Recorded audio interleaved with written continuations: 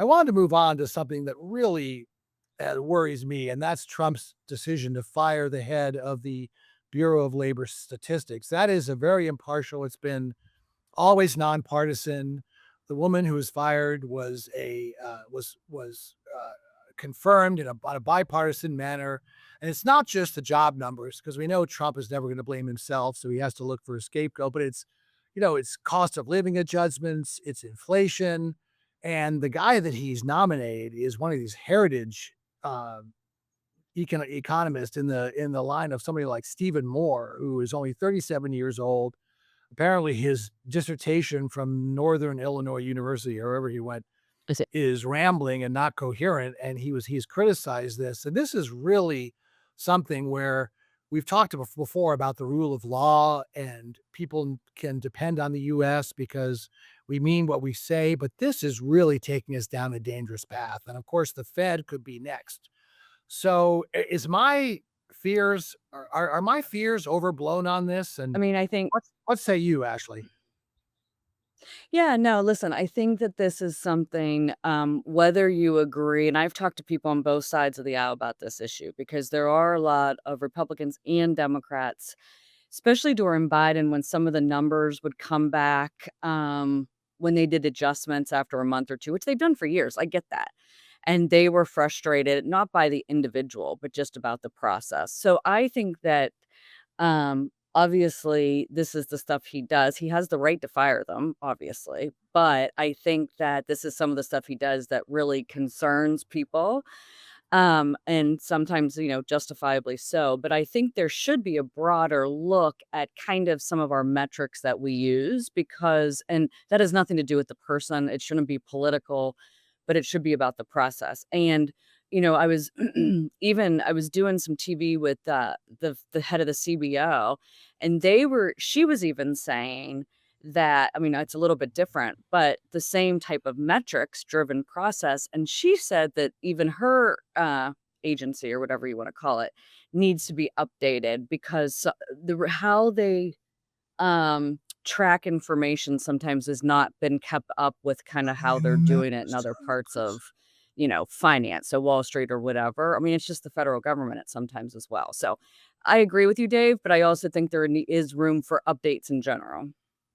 Yeah, there's room for updates. I think the issue is what Donald Trump is trying to do is actively suppress any negative information about the economy from ever coming out. And that's what's really driving this. He is going to turn the BLS, which is supposed to be completely nonpartisan, in fact, data science based, into a partisan propaganda arm of which then no one can trust the information and the accuracy and validity of the information being put out by the government. And the problem with that is so many economic indicators globally rely on what we have boastfully called the full faith and credit of the United States of America, and we are compromising that.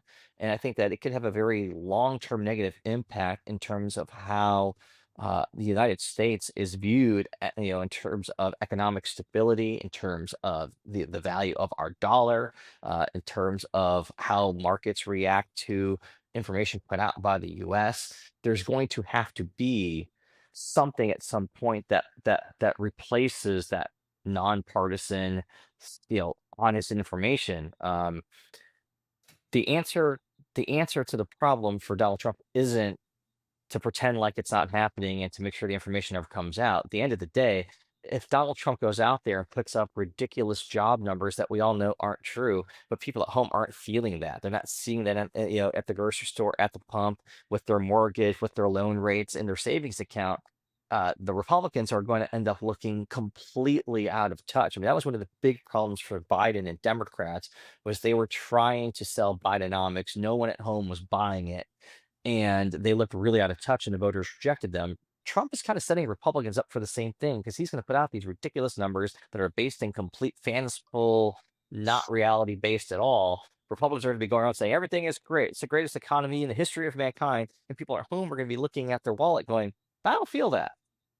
Do you think, Kurt, that do you think there's a blue wave? Like, if the election was held right now, do you think there's a blue wave? No, there wouldn't be a blue wave. Um, Republicans, though, would underperform what they should, having all the levers of power, certainly.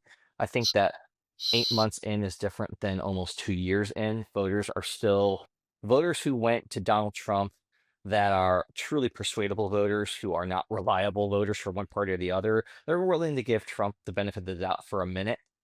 We get to November of next year, that goodwill, I think, will be lapsed, and I think people will have seen a lot of chaos, a lot of bluster, a lot of headlines. But again, if they're not feeling it in their day-to-day lives, and I'll tell you, every parent right now knows this, it's back to school time. You're at Target, you're at Michael's, you are buying a lot of stuff, gym clothes, uniforms, school supplies. You are noticing, oh, that things are more expensive this year than they were last year because they just are. Having just gone through this myself, our kids started school 2 days ago. Like it is more expensive now, and if that's still the trend a year from now, that's not something you can blame Joe Biden and Democrats for. Trump is going to own it 100%. Well, I agree. And there's also, as you said, Kurt, Biden went through the same thing. Don't believe your wallet, believe me, right? And I just don't think it works. And in this case, I think it's going to be more transparent because there will be all kinds of independent economists who are going to be looking at the same data and saying, no, this is not true. And so I think that when you get down to it, and by the way, if you look at the canary in the coal mine, producer prices went up at their highest rate in almost 3 years, and that indicates that a lot of the stuff that it was ameliorating prices rising from all these tariffs are starting to run out. So I think it's going to get worse from here. But I agree with Kurt. Right now, if you look at the s- margin, I think it's 3%, whereas in previous years it was. You look back at 2018, it was about 6 or 7%. But I think that number will grow because I think the economy is only going to get worse. And already Trump's numbers on handling the economy have dropped 10 points in just a month or two, according to Pew. So I think we're heading for a not necessarily a crash, but certainly a big period of stagnation and a miasma of tariff slog, if you will. But